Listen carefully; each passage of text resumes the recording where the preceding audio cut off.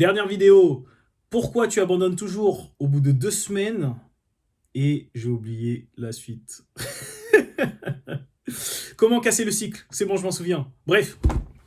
Bon, ça aussi, c'est très simple, hein. Ça va se résumer en moins de 10 minutes. Si Dieu le veut.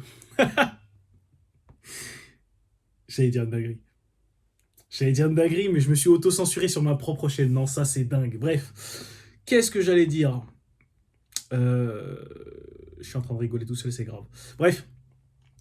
Pourquoi tu abandonnes au bout de 2 semaines? C'est aussi simple que ça, hein. C'est que tu imagines ton objectif sur un effort minimal que tu as minimisé. Tu t'es dit, ouais, je vais faire ça, ça va être rapide, ça sera bouclé, nanana. Et en fait, tu n'as absolument pas calculé les étapes. Tu t'es surestimé, ouais, il faut dire les termes. Des fois, tu te surestimes, tu penses que tu peux compacter 10 ans de travail chez quelqu'un en 3 mois ou en 3 jours, ce qui est impossible, tu vois. Si la personne a travaillé autant de temps, oui, tu peux compacter en marchant dans ses pas, mais tu pourras pas compacter à ce niveau-là, tu vois. À un moment, tout a une limite. Bref, donc pourquoi la plupart des gens abandonnent au bout de 2 semaines? Enfin, 2 semaines, ça peut être au bout de 3 jours, hein. Il y a des gens qui abandonnent au bout de 3 jours. Je vais vous expliquer un truc qui est très important, c'est il est expliqué que une habitude elle s'implante au bout de 21 jours, en moyenne. C'est totalement faux. Mais c'est faux à un niveau, vous n'avez pas idée. Mais ça, c'est quelque chose de caché. C'est quelque chose que très peu savent. Très, très peu de gens savent. Pour prendre une habitude, ça prend le temps d'une seconde. Une habitude se prend en le temps d'une seconde. À partir du moment où tu as décidé que tu allais le faire et que tu allais t'y tenir, l'habitude est déjà créée. Ces histoires de 21 jours, de je sais pas quoi, c'est juste pour motiver les gens et les aider. C'est des trucs débiles. Parce que la personne qui décide d'arrêter de fumer, elle arrête de fumer du jour au lendemain. Tous ceux qui ont arrêté de fumer, ils ont arrêté de fumer du jour au lendemain. Tous ceux qui font des trucs de substitut de oui, nicotine, truc à côté, non, non, non, non, c'est dans ta tête, mon pote. Donc, du jour au lendemain, tu prends une habitude du jour au lendemain. Donc, c'est pareil, quand tu décides de faire ton truc là, tu veux faire ton objectif, mais ton objectif, il n'est pas fixé en habitude. Il est fixé par la motivation. Donc là, tu es tout excité, tu dis ah ouais, je vais faire ça. Tu es motivé juste par l'objectif. Déjà, là, tu es cuit. Parce que ça veut dire que c'est la récompense et uniquement la récompense qui t'attire. La récompense, c'est juste un GPS. Quand tu vas d'un point A à un point B, la récompense, c'est la route, c'est le voyage. C'est ce qui est dit la plupart du temps. On a l'impression que c'est des trucs bullshit parce que même le clochard du coin, il peut te le dire. C'est génial en fait, hein, parce que finalement, ça filtre. Il y a ceux qui, en fait, j'invite à regarder l'effet Midwit parce que je ferai pas de montage là tout de suite. J'aurai pas le temps de faire du montage. Mais l'effet Midwit, c'est la courbe en cloche. Et si vous regardez bien, c'est une loi universelle.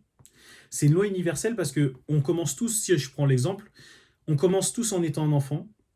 En haut de la courbe, on devient adulte, c'est dur, c'est chiant, c'est triste. Et à la fin, on revient à l'état d'enfant avec la conscience de l'adulte.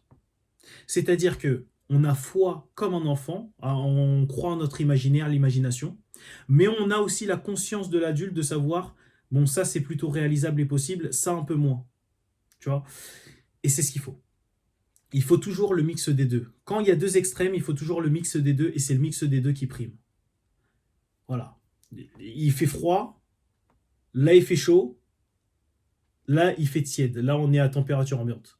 C'est la courbe en cloche, elle est pour tout. Débutant en trading, par exemple, ou dans n'importe quel domaine, on arrive en tant que débutant. Après, on veut faire l'expert, on met tout un tas de trucs en place, machin, machin. Et puis on revient à la simplicité, comme un débutant. C'est toujours comme ça, inévitablement. Donc bref, pourquoi tu abandonnes au bout de 2 semaines? Parce que tu as une vision erronée de ton objectif. Pour toi, c'est dans ce laps de temps-là, j'aurai mon objectif, et comme j'aurai mon objectif, soit c'est comme j'aurai mon objectif, soit quand j'aurai mon objectif, alors je serai heureux. T'es cuit. Parce que ton bonheur dépend du résultat. Ouais.